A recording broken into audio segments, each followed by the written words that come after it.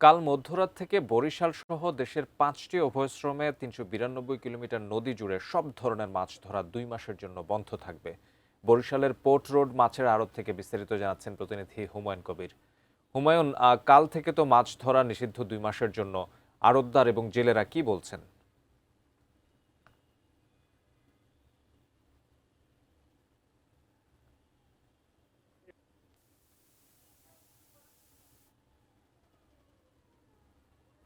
৫টি অভয়াশ্রম রয়েছে এখানে মাছ সাধারণত এই সময় আজকের মধ্যরাত থেকে এই যে ৫টি অভয়াশ্রম রয়েছে যেখানে ৩৯২ কিলোমিটার নদী রয়েছে সেখানে মাছ ধরা সরকার বন্ধ ঘোষণা করেছে। বন্ধ করছে এই কারণে যে মাছের উৎপাদন বৃদ্ধির জন্য ইলিশ সহ অন্যান্য মাছের উৎপাদন বৃদ্ধির জন্য মূলত এই পদক্ষেপ নেওয়া হয়েছে। এই সময় মাছ তাদের উৎপাদন এবং মাছ কি বড় হবে, কিন্তু এখানে জেলেরা অভিযোগ করেছে এবং জেলেদের সাথে আমি কথা বলেছি।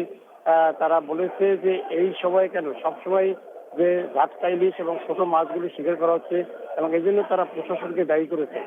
আমি রয়েছি বরিশাল পোর্ট রোডে। এটি সবচেয়ে বড় মাছের আড়ত।